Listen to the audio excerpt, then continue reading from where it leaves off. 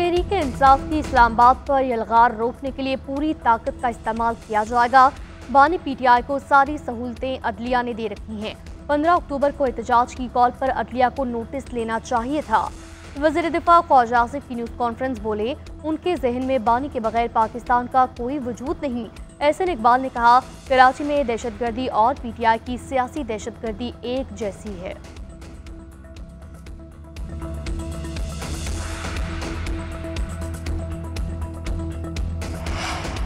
तहरीक इंसाफ की core committee का रात गए इजलास 15 अक्टूबर का एहतजाज मुलतवी करना।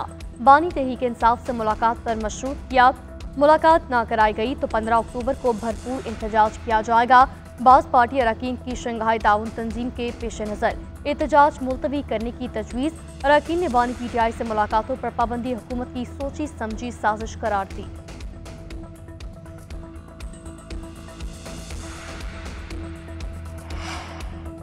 इस्लामाबाद में शंघाई ताउन तंजीम इजलास के लिए तैयारियां मुकम्मल। वज़ीर आज़म शहबाज शरीफ का इंतजामात का जायजा लेने के लिए जिना कन्वेंशन सेंटर का विजिट। चेयरमैन CDA वज़ारत ख़ारजा के हुकाम ने ब्रीफिंग दी। वज़ीर आज़म ने इजलास के इंतजामात पर इत्मीनान का इज़हार किया। वफाकी दारुल हुकूमत को रोशनियों का शहर बना दिया गया। फैज़ाबाद से रावल चौक तक चौराहा को कारपेट और दीदा ज़ेब किया गया।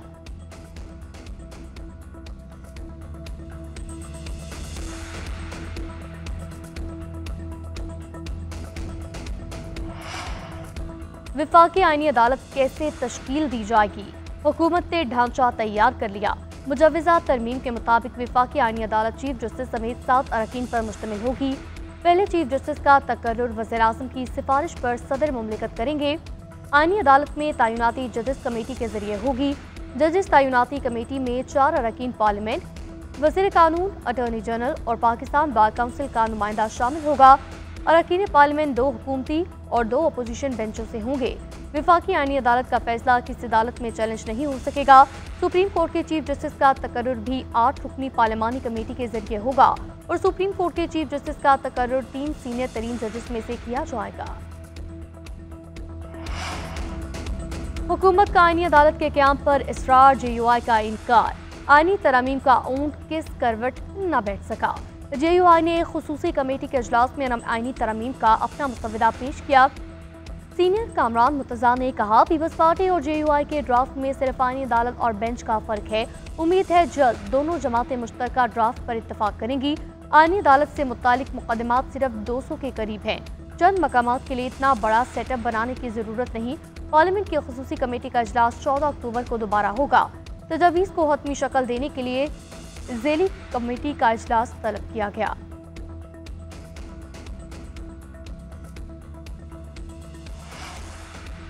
तहरीक इंसाफ ने आईनी अदालत बनाने की तजवीज़ मुस्तरद कर दी। चेयरमैन PTI बैरिस्टर गौहर कहते हैं, हमने वाज़ेह कहा आईनी अदालत बनाना बिल्कुल गलत है। हुकूमत सिर्फ 176 केसेस के लिए नई अदालत बना रही है, लेकिन सुप्रीम कोर्ट पर केसेस का बोझ कायम रहेगा। ऐसा तरीका निकालें जिससे केसेस निपटे। नया जुडिशल सिस्टम बनाने की जरूरत नहीं। सेनेटर अली जफर बोले, ये लोग रबर स्टैंप कोर्ट बना रहे हैं। इस अदालत में 5 जजेस वज़ीर आज़म के नामजद करदा होंगे। अपोजिशन लीडर उमर अयूब ने कहा, यह तरमीम हुकूमत की जानिब से अदलिया पर ड्रोन हमला है।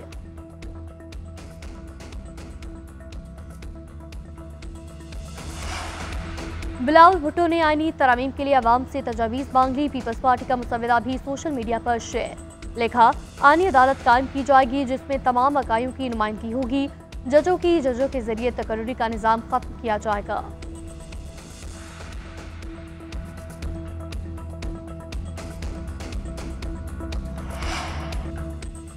आइंदा चीफ जस्टिस के नोटिफिकेशन के लिए हतमी तारीख 24 अक्टूबर है।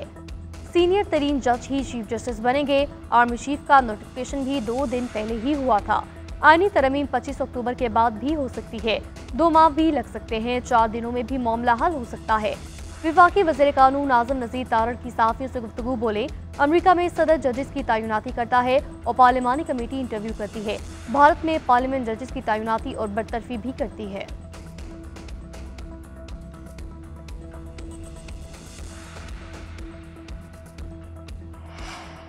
कराची में 5 रोज के लिए दफा 144 नाफिज नोटिफिकेशन जारी। 13 से 17 अक्टूबर तक शहर में जलसे, जुलूसों और रैलियों और 5 से ज़ायद अफराद के जमा होने पर पाबंदी होगी।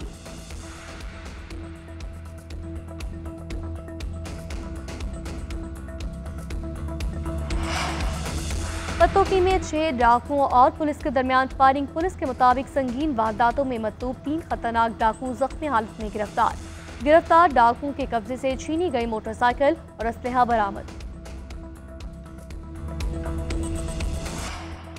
और इंग्लैंड के हाथों इब्तदाई टेस्ट में बदतरीन शिकस्त। फिटनेस टेस्ट के लिए 4 क्रिकेटर्स को मुल्तान तलब कर लिया गया।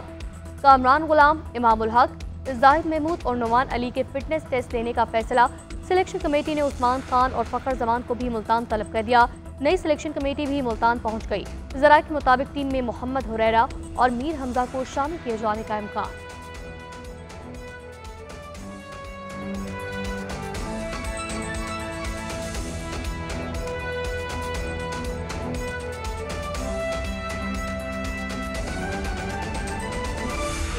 साबिक गवर्नर और वज़ीर आला केपी के मशीर शाह फरमान अपने ओहदे से मुस्ताफ़ी हो गए।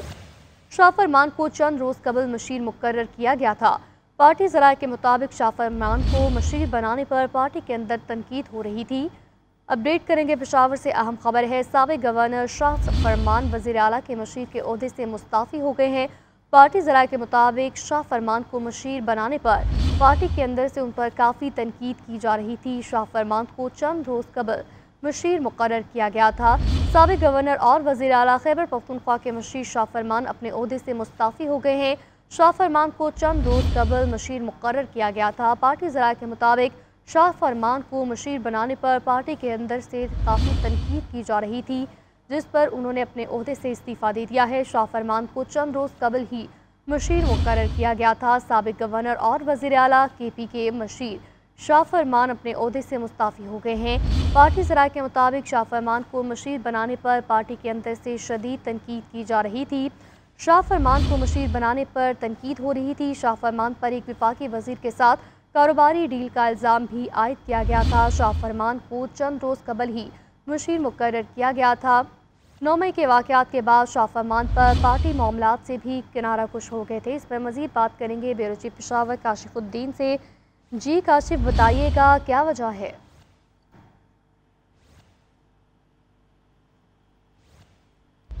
काशिफ, आप हमें सुन पा रहे हैं तो बताएगा क्या वजह है इस्तीफे की?